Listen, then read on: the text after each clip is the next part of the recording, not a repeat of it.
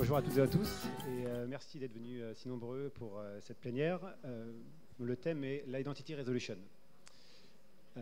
Pour vous parler d'Identity Resolution, on a trouvé que le meilleur moyen de présenter ce concept était de le faire par le biais d'un témoignage client. Et c'est pour ça que je suis accompagné aujourd'hui de Sakina, Bonjour. Qui est responsable des investissements digitaux et médias pour la GMF. Et avant de rentrer dans le vif du sujet de ce qui est l'Identity Resolution, pour ma part, ça fait presque 8 ans que j'évolue dans ce marché passionnant du marketing digital. Et les entreprises que j'ai rencontrées ont finalement toutes le même sujet, c'est comment investir et comment décoder ces nouvelles pratiques et ces nouveaux modes de comportement, de communication et de consommation des futures générations. Emmanuel Chien, tout à l'heure, a mentionné une des générations qui a fait couler beaucoup d'encre et qui a nourri beaucoup de réflexions, qui est tout simplement la génération des millennials. Les millennials, ce sont des personnes qui ont entre 25 et 35 ans. Et il y a deux chiffres que je trouve intéressants d'illustrer sur cette génération. Tout d'abord, c'est 12%. 12%, au-delà de cette génération, c'est l'augmentation du montant des dépenses en publicité digitale de 2016 à 2017, qui a dépassé les 4 milliards. Le deuxième chiffre, c'est 82%. C'est qu'il y a une étude qui a été faite auprès de cette génération pour comprendre leur réaction, leur comportement à l'égard des compagnies d'assurance. Il y a plein de chiffres qui sont ressortis de cette étude, notamment sur la volatilité des clients, mais surtout, c'est que 82% d'entre eux avouent qu'ils ne peuvent pas se passer d'un conseiller en chair et en os pour souscrire à un contrat d'assurance. Ça, aujourd'hui, c'est les clients d'aujourd'hui, et je voudrais vous parler également des clients de demain. C'est qu'après cette génération des millennials, il y a une autre génération qu'on appelle la génération Now, la génération Z, qui sont tout simplement des personnes qui ont aujourd'hui moins de 25 ans, et dont 8 millions aujourd'hui en France ont entre 15 et 25 ans. Et c'est tout simplement la prochaine vague de consommateurs adultes qu'il va falloir comprendre et anticiper les comportements. Plusieurs caractéristiques pour cette génération, on les dit très pragmatiques. Donc c'est des personnes qui ont déjà une forte appétence sur l'économie collaborative, qui sont débrouillards, ils vont chercher l'information plus vite que les aînés. Et surtout, c'est également une génération qui est digital natif.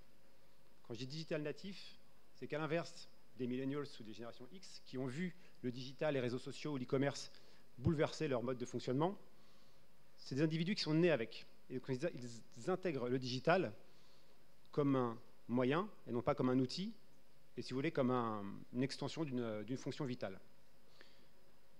Ce sont aussi des personnes, c'est la première génération aujourd'hui qui intègre et qui comprend la notion de protection des données personnelles. C'est une génération qui accepte assez volontiers de partager des informations, mais en contrepartie d'une expérience cohérente et intéressante pour eux. Et enfin, en dehors des idées reçues, c'est une génération qui vit avec son smartphone, mais qui continue à transformer offline. C'est que plus de la moitié d'entre eux affirment continuer à aller acheter en magasin. La seule chose, c'est que dès qu'ils passent la porte d'une agence ou d'un magasin, ils sont informés, ils sont renseignés, et ils ne viennent pas chercher forcément un renseignement sur un produit ou un service, ils viennent vivre une expérience. Ils viennent vivre une expérience multicanale, et le offline est tout simplement un des maillons indispensables dans une relation multicanale. Et c'est là qu'intervient justement ce concept d'Identity Resolution, qui permet justement, pour toutes les entreprises qui ont un modèle de communication online et des conversions offline, de réconcilier l'intégralité des points de contact, nom, prénom, adresse, transaction, numéro de téléphone, avec l'ensemble des points de contact digitaux, qui sont bien souvent des silos de données différents, qui sont des technologies et même des équipes différentes. Et l'objectif de la résolution d'identité, c'est de réconcilier tous ces points de contact autour d'un seul et même identifiant pour un individu et qui va être reconnaissable, adressable et exploitable sur l'ensemble de votre écosystème, avec plus de 500 intégrations natives dans l'écosystème. Bien entendu, cet identifiant va être sécurisé pour répondre à toutes ces problématiques de protection des données personnelles. Pourquoi cette résolution d'identité? C'est très simple. Tout d'abord, pour optimiser la stratégie média, pour personnaliser l'ensemble des médias, online et offline, pour également faire la même personnalisation sur l'ensemble de ces assets digitaux, sites internet, applications, etc. et enfin de pouvoir mesurer l'impact réel des communications online sur les ventes transformées en magasin ou en agence. Ensuite, améliorer naturellement cette connaissance client pour en faire une connaissance continue qui va venir améliorer jour après jour la stratégie de communication digitale.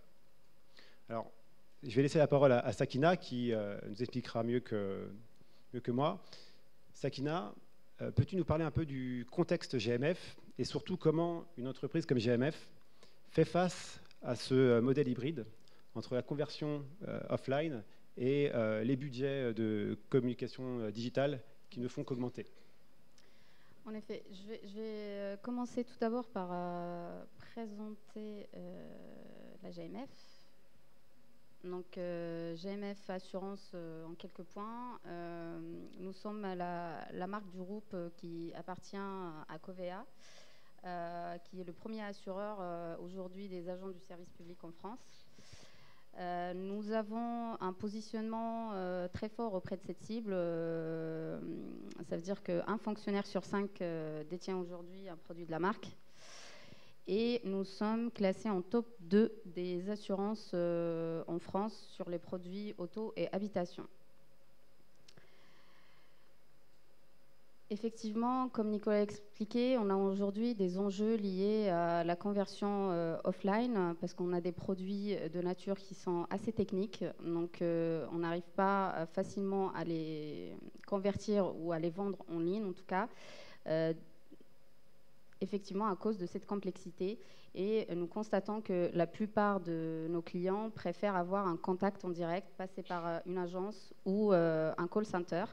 Mais nous, dans le département communication, on a une stratégie quand même dans le digital en présence branding et performance, où on arrive à atteindre 20% du flux des conversions offline qui ont été exposées à un moment donné, soit via nos campagnes publicitaires marque ou performance, ou via le site internet en direct et avec le search.